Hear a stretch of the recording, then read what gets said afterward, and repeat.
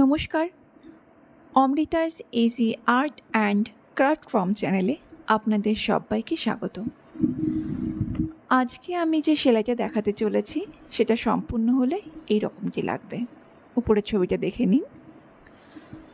আজকে আমি দেখিয়েছি কাটা ফোর বা ক্রস স্টিচ।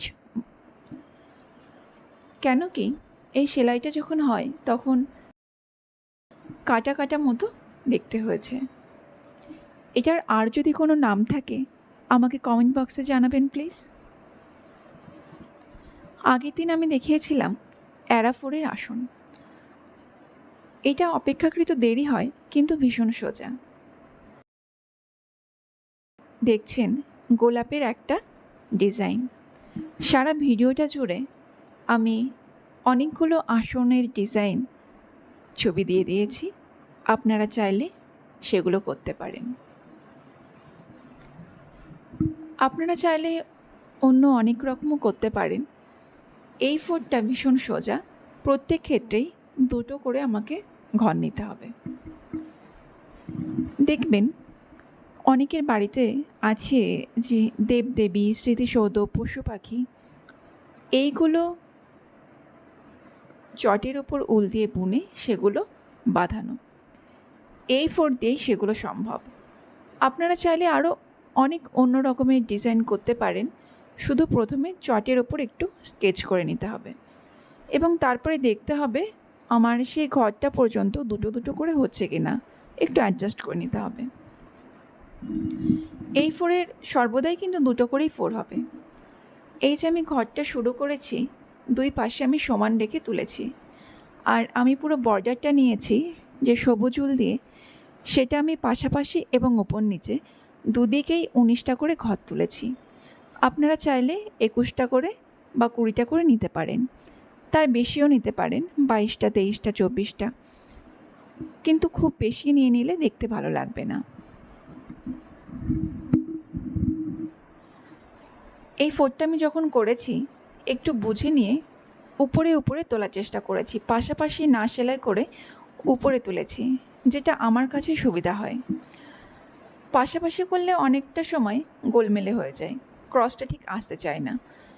তো আমি দেখেছি উপর নিচে করলে সেলাইটা সুবিধাও যেমন রকম হয়, দেখতেও ভালো হয়।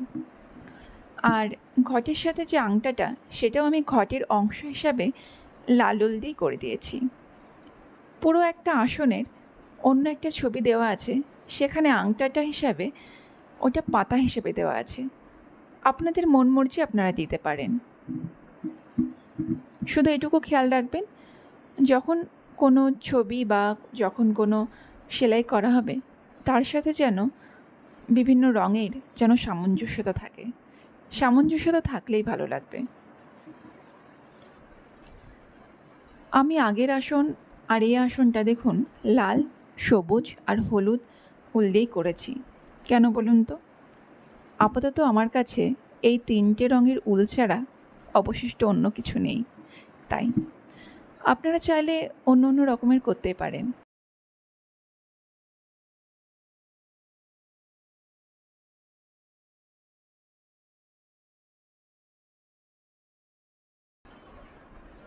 নিজে হাতে করা যতটা ভালোবাসা থাকে, কেনা জিনিসে ততটা থাকে না।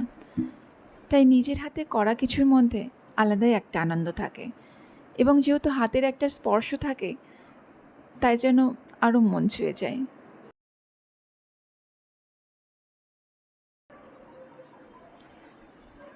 দেখুন এখানে আপনি যদি বুঝতে চান যে কোনো একটা ছবি, আপনি পজ করে দেখে নিতে পারেন, বা যদি আরও ক্লিয়ারভাবে জানতে চান আমাকে কমেন্ট বক্সে জানাবেন।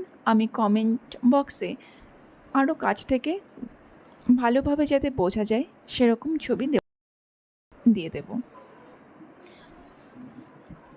অনেক অনেক ডিজাইন আছে, আবারও বলছি আপনারা চাইলে অন্য অন্য অনেক রকম করতে পারেন। শুধু খেয়াল রাখবেন যাতে দুটো দুটো ঘর করে এগিয়ে যায়। কোনো জায়গায় যদি একটা ঘরে থেমে যায় তাহলে দেখতে একদমই ভালো লাগবে না এবং স্টিচটাই আসবে না, একটা দাগ মনে হবে। যখন আসন সেলাই করবেন চটটার উপর একটু খেয়াল রাখবেন চটের মধ্যে অনেক সরু সুতো বা মোটা সুতো থাকে, যার জন্য অনেক সময় ভুল হয়ে যায়। গুনে গুনে করলেও অনেক সময় ভুল হয়ে যায়। তবু সাবধানের সঙ্গে করতে হবে। একটা ঘর যদি ভুল হয়ে যায় তাহলে পুরো আসনটাই ভুল হয়ে যায়। আমার সেলাই ভালো লাগলে চ্যানেলটি সাবস্ক্রাইব করে পাশে থাকবেন, আর লাইক, কমেন্ট, শেয়ার করতে ভুলবেন না।